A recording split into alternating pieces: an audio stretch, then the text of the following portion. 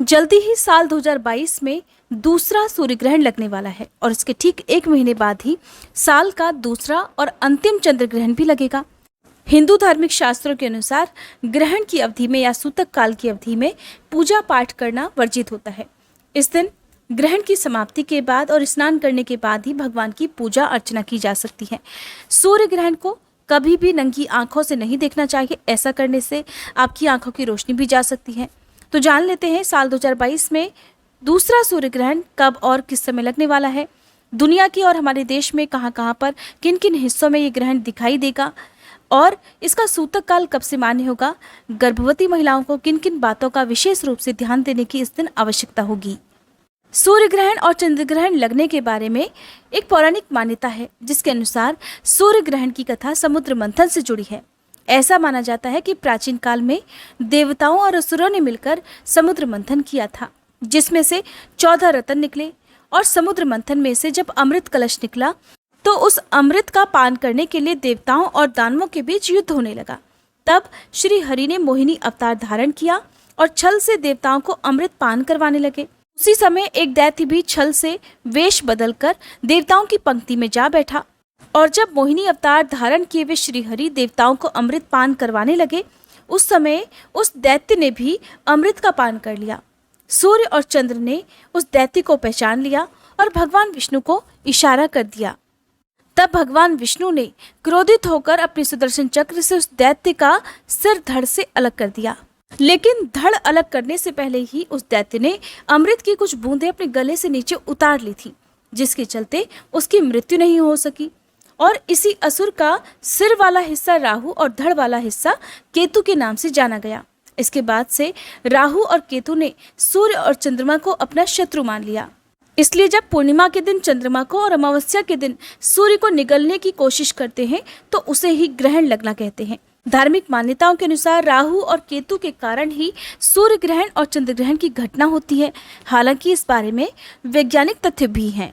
सूर्य ग्रहण और चंद्र ग्रहण लगना एक खगोलीय घटना है। खगोल शास्त्र के अनुसार आंशिक सूर्य ग्रहण की स्थिति तब बनती है जब चंद्रमा सूर्य और पृथ्वी के बीच में आ जाता है।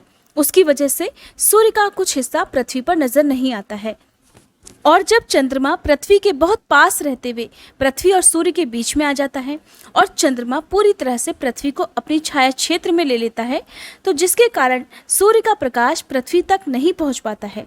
उस स्थिति में धरती पर अंधकार जैसी स्थिति उत्पन्न हो जाती है।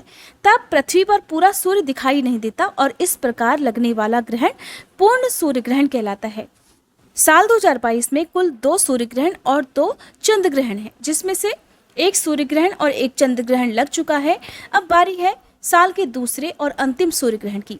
तो आपको बता दें कि इस साल का दूसरा सूर्य ग्रहण 25 अक्टूबर को लगने वाला है, यानी कि दिवाली के ठीक अगले दिन सूर्य ग्रहण लगने वाला है।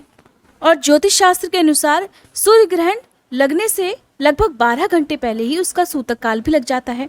सूतक काल के समय मंदिरों के कपाट बंद कर दिए जाते हैं, पूजा पाठ जैसा कोई भी कार्य नहीं किया जाता है और गर्भवती महिलाओं को भी घर के अंदर रहने की ही सलाह दी जाती है।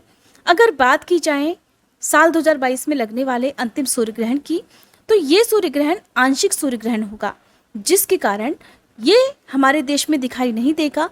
इसका सूतक काल भी हमारे देश में मान्य नहीं होगा। लेकिन फिर भी जो पुराने समय के लोग हैं, जो बड़े बुजुर्ग हैं, वो ऐसा मानते हैं कि चाहे सूर्य ग्रहण किसी भी देश में दिखाई दे, चाहे वो आंशिक हो या पूर्ण सूर्य ग्रहण हो, उसका कुछ ना कुछ असर धरती पर जरूर पड़ता है। इसलिए सूतक काल के जो नियम हैं वो माने जाते हैं। खासकर घर में यदि कोई गर्भवती महिला है, कोई बुजुर्ग बीमार हैं या बच्चे हैं, तो उन्हें विशेष रूप से सावधानी बरतने की सलाह दी जाती है। भारतीय समय अनुसार 25 अक्टूबर की शाम 4:29 से ये सूर्य ग्रहण प्रारंभ होगा और समाप्त हो जाएगा 5:24 तक। हालांकि ये सूर्य ग्रहण भारत में नहीं दिखाई देगा, लेकिन दुनिया के यूरोप, अफ्रीका महाद्वीप के उत्तर पूर्वी भाग, अटलांटिक महासागर और एशिया के दक्षिण पश्चिमी भागों में यह आंशिक रूप से दिखाई देगा। भारतीय समय अनुसार इस सूर्य ग्रहण का सूतक काल प्रारंभ हो जाएगा 25 अक्टूबर को सुबह लगभग 3:30 से, जो कि सूर्य ग्रहण की समाप्ति के साथ ही समाप्त हो जाएगा। ग्रहण की कुल अवधि में जो भी गर्भवती महिलाएं हैं उन्हें काटने का, छीलने का, किसी भी धारदार नुकीली वस्तु का प्रयोग नहीं करना चाहिए। अगर हो सके तो मानसिक रूप से मंत्रों का जाप करना चाहिए। कोई भी धार्मिक पुस्तक आप अपने अपने धर्म के अनुसार पढ़ सकते हैं। ग्रहण की कुल अवधि में हो सके तो किसी भी तरह का पूजा पाठ, कोई भी शुभ कार्य करने से बचना चाहिए।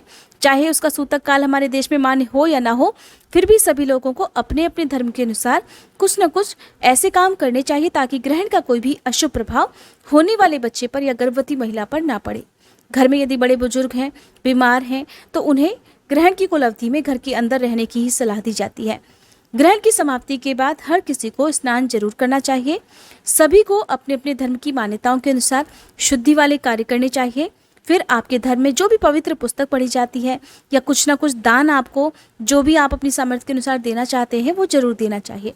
ग्रहण के अवधि में या ग्रहण के बाद किया गया दान कई गुना पुण्य प्रदान करने वाला होता है।